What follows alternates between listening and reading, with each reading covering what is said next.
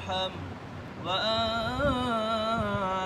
خير الراحمين. صدق الله العظيم.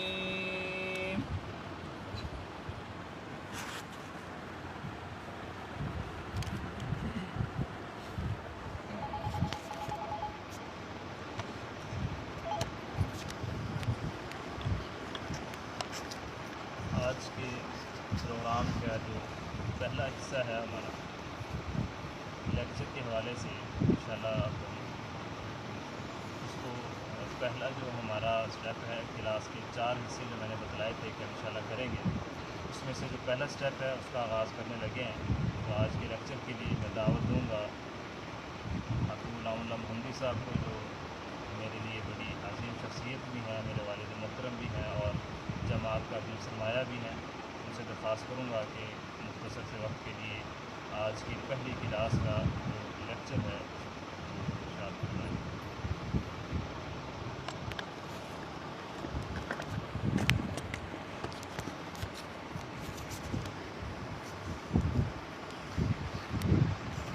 الحمد لله رب العالمين والصلاة والسلام على سيد الأنبياء والمرسلين. أعوذ بالله السميع العليم من الشيطان الرجيم. بسم الله الرحمن الرحيم. اقرأ باسم ربك.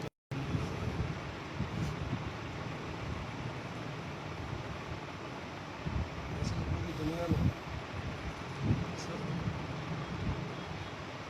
عالم اسلام پر انتہائی بڑے بڑے فتنے اور آزمائشوں کے دروازے کھول دیے گئے ہیں، لیکن ان کا یہ عالم ہے کہ پورے عالم اسلام امت مسلمہ کی قیادت سنبھالنے والا کوئی ایسا شخص موجود نہیں ہے جو اللہ اس کے رسول کے دین کا بہترین نمائندہ ہو. اسلامی ذہن پر امت مسلمہ کا درد اس کے دل میں موجود ہے. دور حاضر کے بڑے بڑے فتنوں میں سے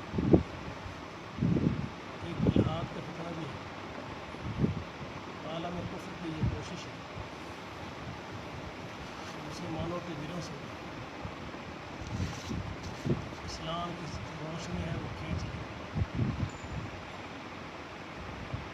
دین اسلام کے نور سے ان کو بے نور کر دیا. تعلیم کے ایسے ایسے طریقے اختیار کیے جا رہے ہیں جس سے وہ مسلمان مساجد اور مدارس سے دور ہو کر اللہ کی کتاب سے اور رسول اللہ صلی اللہ علیہ وسلم کی سیرت سے ان کو بیگانہ کر دیا. عقائد کے لحاظ سے، اعمال کے لحاظ سے یہ اللہ کے دین سے دور چلے. اس کے لیے دنیا کا پورا کفر پورے عالم اسلام پر میڈیا کے لحاظ سے چھایا ہوا ہے. کالج اور یونیورسٹیوں میں جو تعلیم دی جا رہی ہے اس کے اندر اسلام کو ایک ثانوی حیثیت سے رکھ کر تبرک کے طور پہ ٹچ لگایا جاتا ہے اور اس کی صحیح تعلیم و تربیت کا کوئی نظام حکومت کی سطح پر موجود نہیں.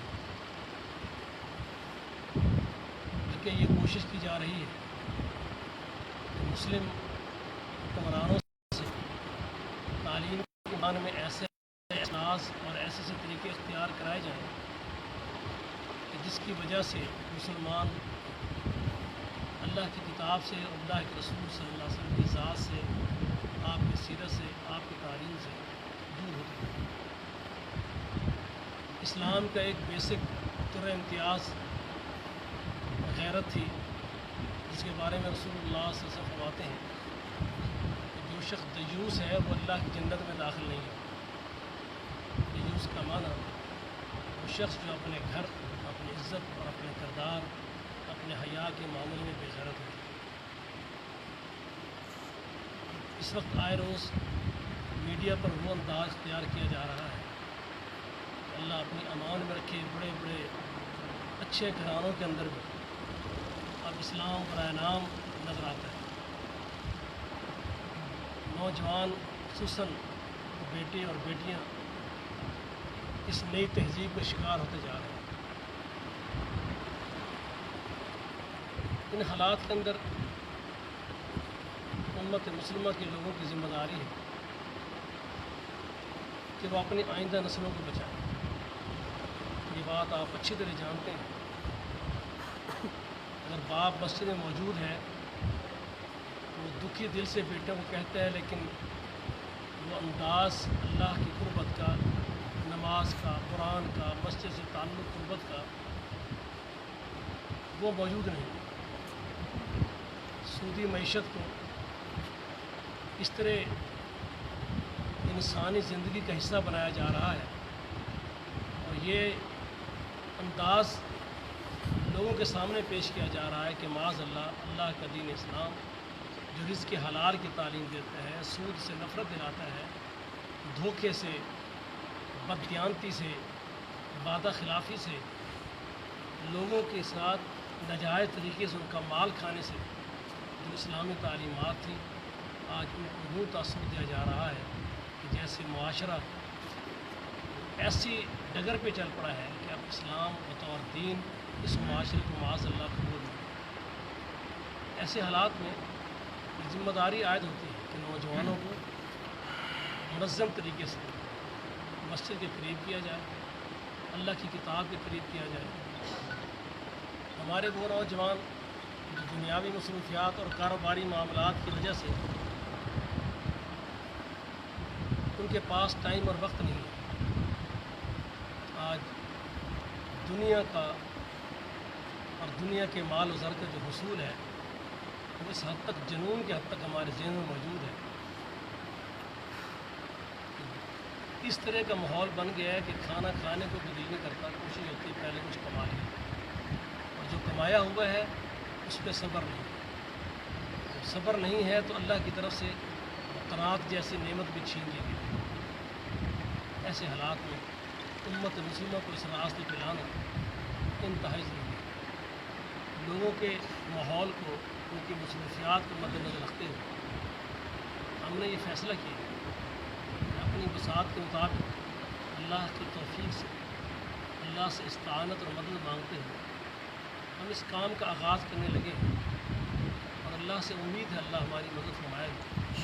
انشاءاللہ ہم اس سے پیچھے نہیں رہیں گے کہ ہم اپنے آئندہ نوجوان نسل کو، اپنے ہم اثر، ہم عمر، ہم ذہن دوستوں کو اس مسجد میں لائیں، اس ادارے میں لائیں، تربیتی پروگرام رکھیں۔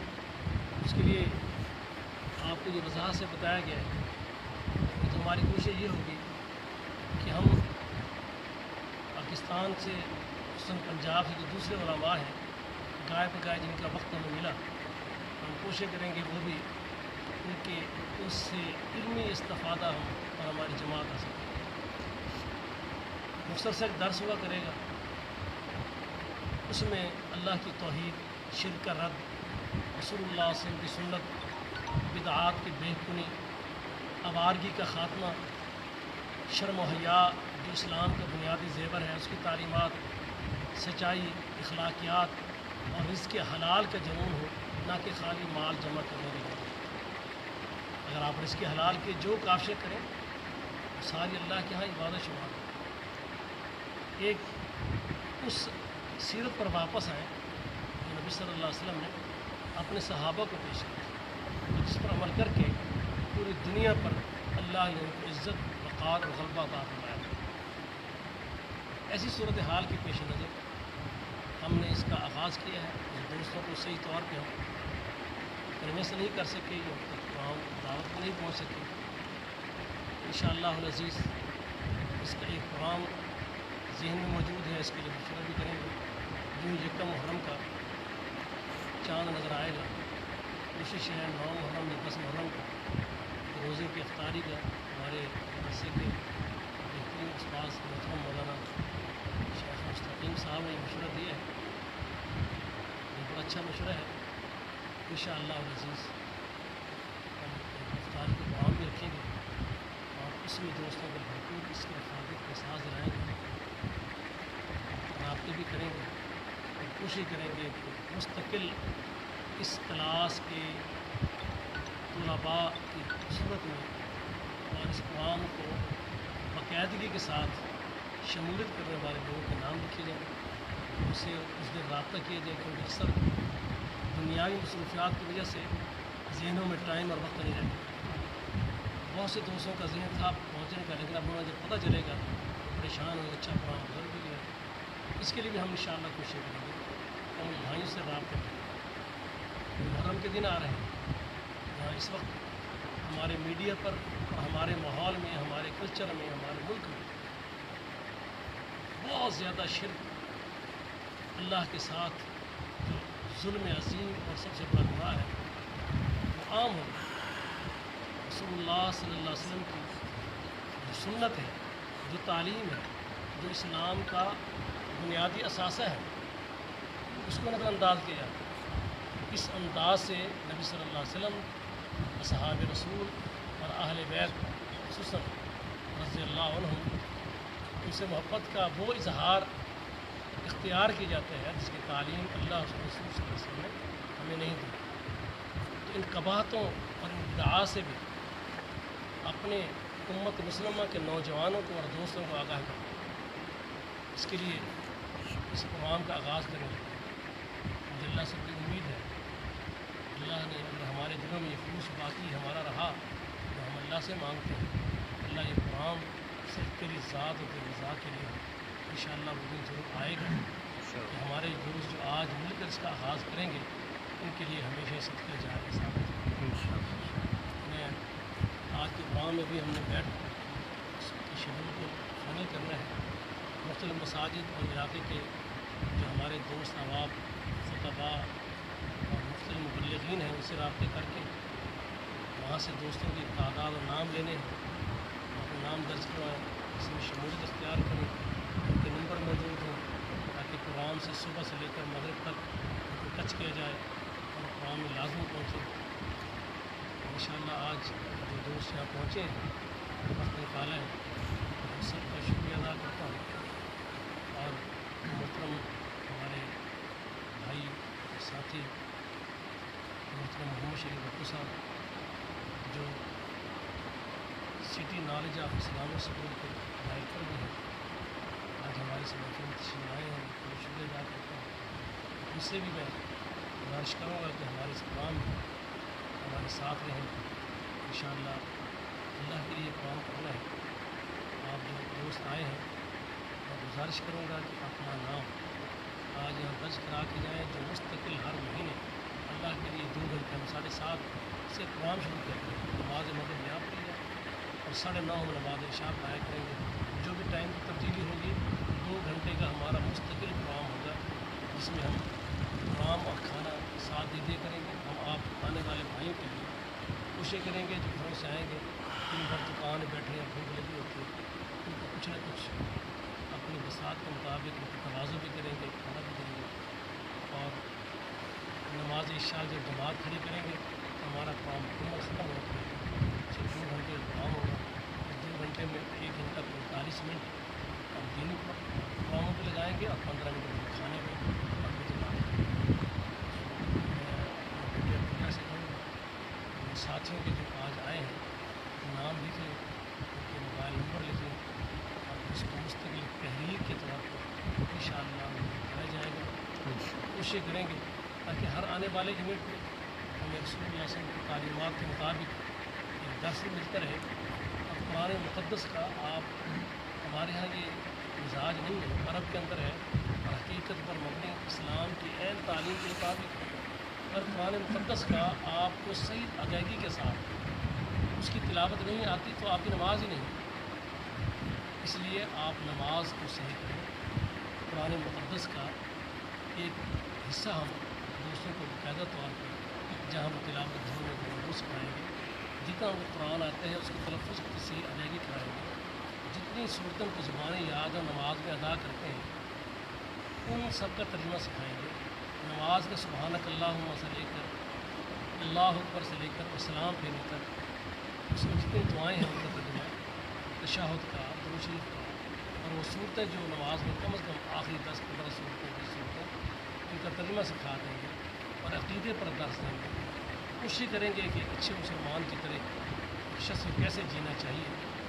بس قرآن مقدس میں اللہ فرماتے ہیں ولا تموتن الا وانتم مسلمون، اہل ایمان اس حال میں تمہیں موت آئے جب سچے اللہ کے فرمانبردار ہو. اللہ تعالیٰ سے دعا ہے اس کار خیر کو شروع کرنے کے اللہ تعالیٰ ہمارے سے مدد فرما اور ہمارے ساتھیوں کو ہمارا معاف فرما.